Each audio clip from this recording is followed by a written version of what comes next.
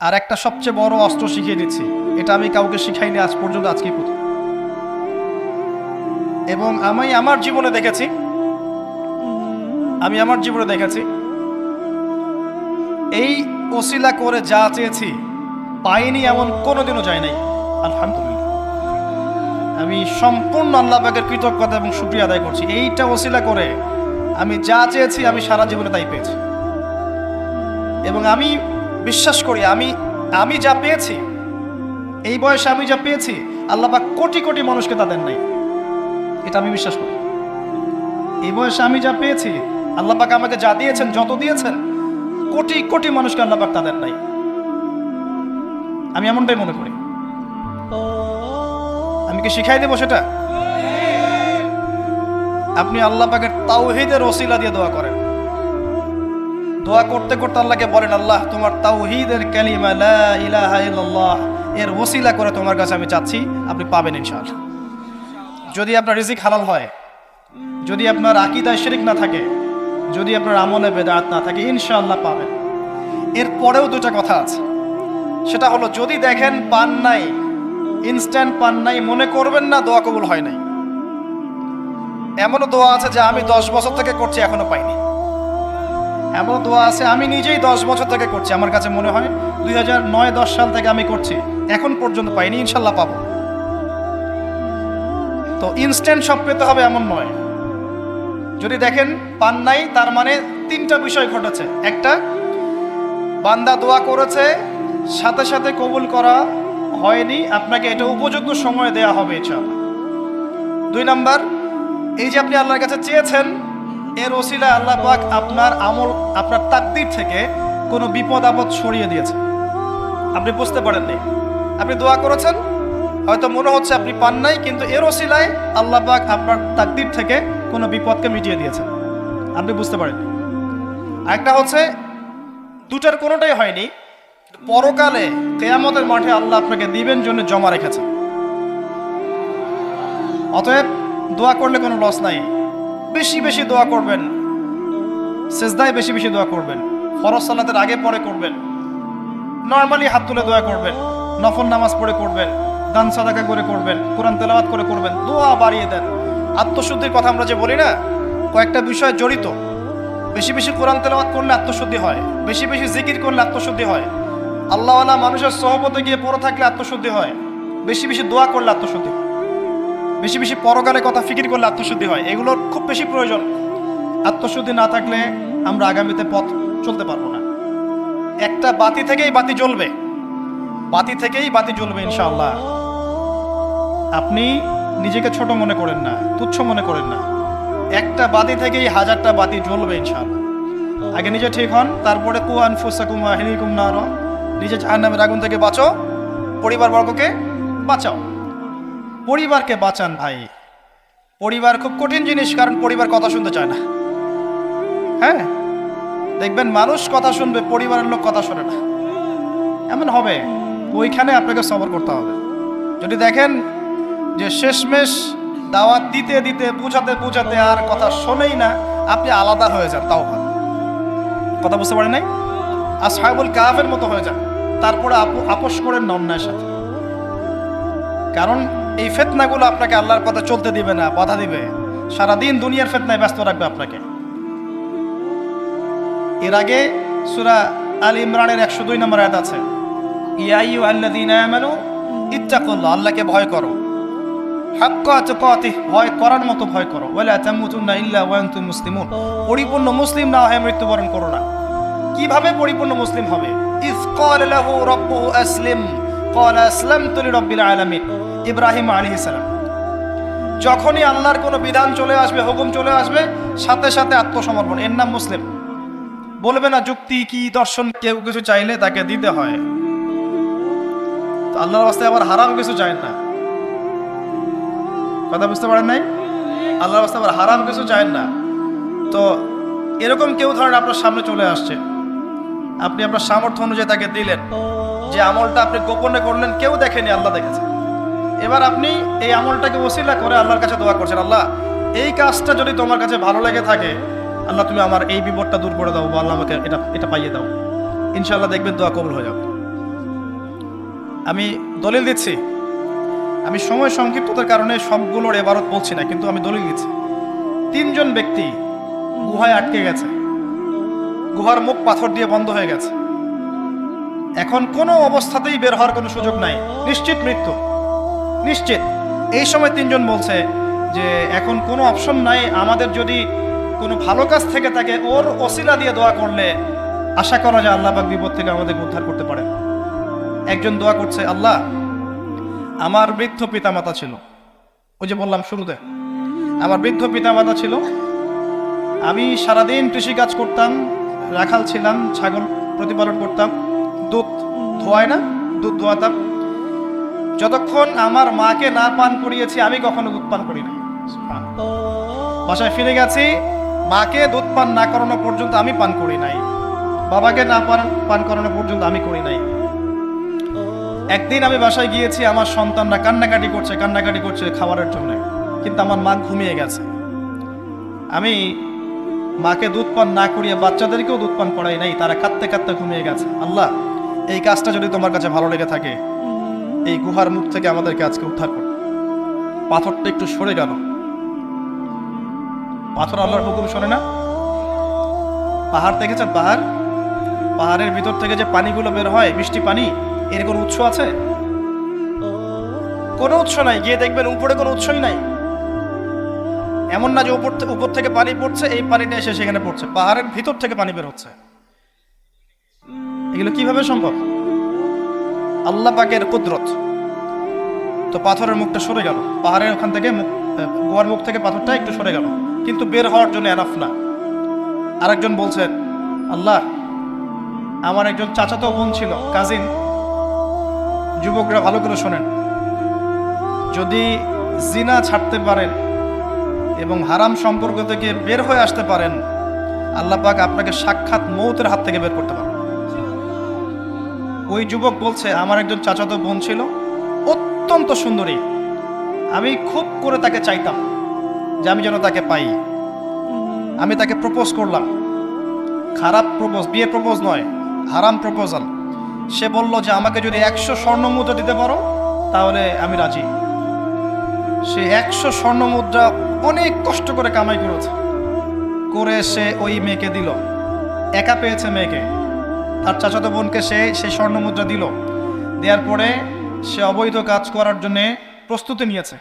সে বলছে, আমি এমন জায়গায় ছিলাম যে আমি সেই মেয়ের 2 পায়ের মাঝখানে বসেছি, 2 পায়ের মাঝখানে বসেছি। এমত অবস্থায় মেয়ে আমাকে বলছে যে, হে আল্লাহর বান্দা, আল্লাহকে ভয় করো। তখন আমি 100 স্বর্ণ মুদ্রাও রেখে আসছি, আল্লাহ তোমার ভয় আমি সেই জেনা থেকে চলে আসছি, আমি সেখানে জেনা করি। আল্লাহ এই কাজটা যদি তোমার সন্তুষ্টির জন্য করে থাকি, আল্লাহ আজকে আমাদেরকে সাক্ষাৎ মৌতের হাত থেকে বাঁচাও। এই পাথর আরো সরে গেল। এখান থেকে যুবক ভাইদেরকে বলবো যে নাম্বার ডিলিট করে দেন, সব কিছু ডিলিট করে দেন, আপনাকে আল্লাহ পাক ওই বাচ্চা ওই 3 জন যুবকের মতো করে বাঁচাবেন ইনশাআল্লাহ। যে কোনো আপনার যে কোনো দোয়া কবুল হবে ইনশাআল্লাহ, আপনার যে কোনো দোয়া কবুল হবে যদি আপনি জিনা ছাড়তে পারেন। আল্লাহ পাক বলেছেন, ওয়ালা তাকরাবু জিনা, ধারের কাছেও যেও না, করোনা নয়, ধারের কাছেও যেও না। আর আমরা বলছি কাছে আসার গল্প, এরা কত বড় লম্পট, চিন্তা করে দেখেন। আল্লাহ বলেছেন লা তাকরাবু জিনা, জিনা এটা, এর কাছেও যেও না। আর আমাদের এই যুব সমাজকে শিখাচ্ছে এই ক্র্যাশ আর ফ্রি মিক্সিং হচ্ছে কাছে আসার গল্প। নাউজুবিল্লাহ, কত বড় আল্লাহদ্রোহী, চিন্তা করে দেখেন। ইকোনমিক্যালি বয়কট করে দেন, ইকোনমিক্যালি বয়কট করেন, কিনবেনই না প্রোডাক্টটা, যাবেনই না ধারের কাছে। সরাসরি যারা আল্লাহর কোরআনের আয়াতের বিরোধিতা করবে, আপনি তার কাছেই যাবেন।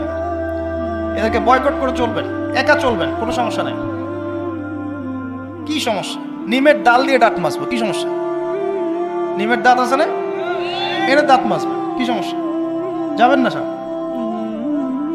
যায়েন না।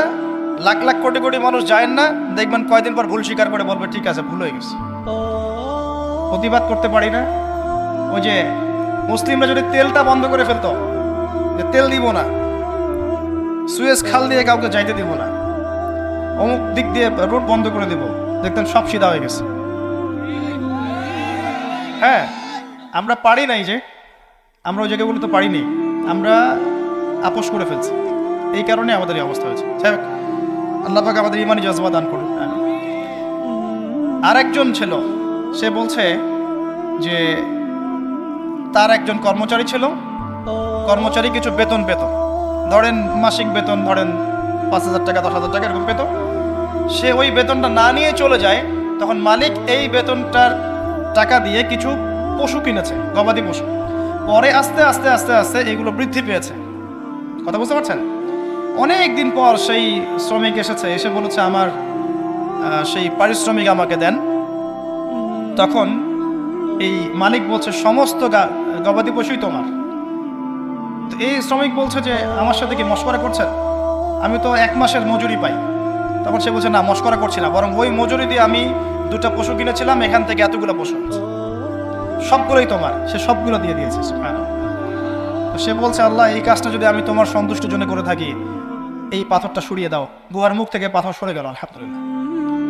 এগুলো কোনো গাল গল্প নয়, কোনো কেচ্ছা কাহিনী নয়, এগুলো কিন্তু ইসরায়েলি রিওয়ায়াতও নয়, সহিহ হাদিস। এগুলা নবী সাল্লাল্লাহু আলাইহি ওয়াসাল্লাম হাদিসগুলো বলেছেন, এক সরিষা দানা পরিমাণ মিথ্যা নাই এখানে।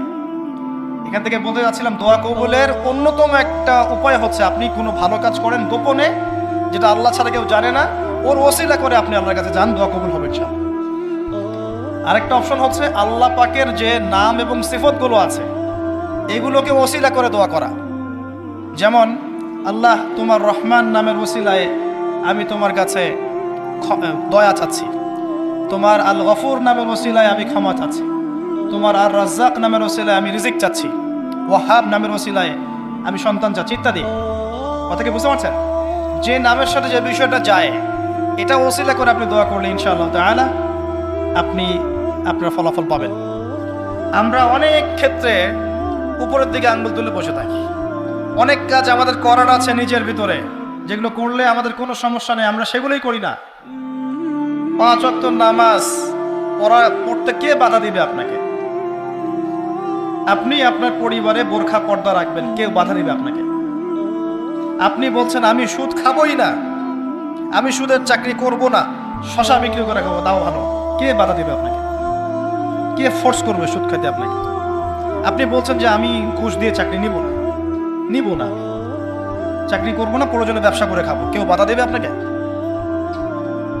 আপনি বলছেন যে আমি প্রত্যেক মাসে একটা বার কোরআন খতম করবো, কেউ বাধা দেবে? ডেইলি জিকির আজকার করেন, কেউ বাধা দেবে? অনেক সুযোগ আছে, এমন না সব দরজা বন্ধ হয়ে গেছে, বিষয়টা এমন নয়, অনেক কিছু করার আছে। আপনি যদি মানবতার সেবায় কাজ করতে চান, কেউ বাধা দিবে? সামাজিক প্রকল্প করলে কেউ বাধা দিবে? রক্তদান কর্মসূচি করতে চান, কেউ বাধা দিবে? গাছ লাগান, কেউ বাধা দেবে? এতিমদের দায়িত্ব নেন, কেউ বাধা দেবে? আপনি যদি একটা বিধবা মেয়েকে বিয়ে করেন, কেউ বাধা দিবে? একটা তালাকপ্রাপ্ত মেয়েকে বিয়ে করে আপনি তার দায়িত্ব নিয়েছেন, তার গার্ডিয়ান হয়েছেন, কেউ বাধা দিবে? এগুলো নেককার কাজ নয়, এগুলো সৎ কাজ নয়। তো সৎ কাজ করার রাস্তা কি সব বন্ধ হয়ে গেছে? আল্লাহ পাক এজন্যই বলেছেন, ইয়া আইয়ুহাল্লাযীনা আমানু, হে মুমিনগণ, আলাইকুম আনফুসাকুম, তোমরা নিজেরা নিজেদের আত্মশুদ্ধির খবর নাও, নফসের খবর নাও। লা ইয়াদুররুকুম মান দাল্লা ইন ইহতাদাইতুম ইলাল্লাহি মারজিউকুম জামিআন ফায়ুনাব্বিউকুম বিমা কুনতুম তা'মালুন। আসেন, জুমার এই দিনে অনেক আমল আছে যেটা আপনাকে আল্লাহর কাছাকাছি নিয়ে যাবে ইনশাআল্লাহ, রাসূল সাল্লাল্লাহু আলাইহি ওয়াসাল্লামের সুপারিশ পাইয়ে দিবেন ইনশাআল্লাহ। তার মধ্যে একটা কাজ হচ্ছে বেশি বেশি দরুদ পড়া। পারবো ইনশাআল্লাহ? আপনি একটা টার্গেট নেন যে আমি এই জুমার দিনে 100 বার দরুদ পড়বো, করা যাবে? কেউ বাধা দিবে? আমি বলছি না 100 বারই পড়তে হবে, এটা আমি বলছি না, কিন্তু আমি সংখ্যা ফিক্স করতে বলছি না। আপনি একটা টার্গেট নিয়েছেন যে আমি 100 বার মিনিমাম পড়বো আজকে, কেউ বাধা দিবে? এটা কি বেদাত হয়ে যাবে? আচ্ছা, জুমার দিন অন্যতম একটা আমল হচ্ছে, অন্যতম আমল সেটা হলো জুমার সালাতের জন্য, ভালো করে শুনেন, জুমার সালাতের জন্য আগে আগে মসজিদে যাওয়া। আমরা কি করি, প্রথম রাকাত হয়ে গেছে, দ্বিতীয় রাকাতে শেষ বৈঠক বাকি আছে, দৌড় দিয়ে মসজিদে যাও।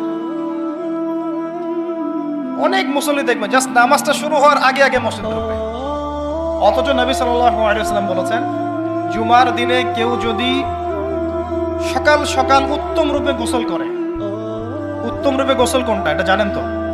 আমরা ফরজ গোসল যেমন করে করি, এটা সর্বোত্তম গোসল। উত্তম রূপে গোসল করেছে, সবচেয়ে সেরা জামাটা পরেছে, সবচেয়ে সেরা উত্তম পোশাকটা। আমরা মসজিদে যাওয়ার সময় সবচেয়ে খারাপ পোশাকটা পরি। আর যদি দেখা যায় কোনো পলিটিক্যাল নেতা দাওয়াত করেছেন, সবচেয়ে সুন্দর কাপড় পরে গেলাম, দাঁড়ান, আপনি আল্লাহর সাথে মসজিদে দেখা করতে যাচ্ছেন, কেন সবচেয়ে নোংরা জামাটা পরে যাবেন? আপনি সবচেয়ে উত্তম পোশাক পরে যাবেন। দলিল দিব, ওই যে হাদিসে জিবরাইল আলাইহিস সালাম মসজিদ নববীতে আসলেন, এসে নবী সাল্লাল্লাহু আলাইহি ওয়াসাল্লামের হাঁটুর সাথে হাঁটু লাগিয়ে বসলেন। ওই হাদিসের মধ্যেই আছে, দেখবেন, রজুলুন শাদীদুল বায়াদুস সিয়াব, একদম উত্তম ধবধবা কাপড় পরে সে মসজিদে এসেছে, প্রমাণ। তো জুমার দিনে যদি আপনি সবচেয়ে সেরা সুন্দর পোশাকটা পরেন, আগে উত্তম রূপে গোসল করেন, আতর খুশবু ব্যবহার করে আপনি খুতবা শুরু হওয়ার আগেই, খুতবা মানে বয়ান, এটা শুরু হওয়ার আগেই আপনি পায়ে হেঁটে মসজিদে আসেন, ইমাম সাহেবের কাছাকাছি বসেন এবং মনোযোগের সাথে তার খুতবা শোনেন, কাউকে কষ্ট না দেন, এমনকি কারোর সাথে এতটুকু না বলেন যে চুপ কর। কেউ পাশে কথা বলছে, আপনি এতটুকু বলবেন না, চুপ কর। সাহাবায়ে কেরাম হাতের মধ্যে পাথর রাখতেন, ছোট ছোট, যদি দেখতেন কেউ কোনো জরুরতে কথা বলছে, পাথর নিয়ে ঢিল দিতেন, মুখ দিয়ে বলতেন না, চুপ কর। এই কাজ যদি কেউ করে এবং ইমামের সাথে নামাজ শেষ করে, নবী সাল্লাল্লাহু আলাইহি ওয়াসাল্লাম বলছেন প্রত্যেক পদক্ষেপে 1 বছরের রোজা, 1 বছরের নফল নামাজের নেকি পাবে।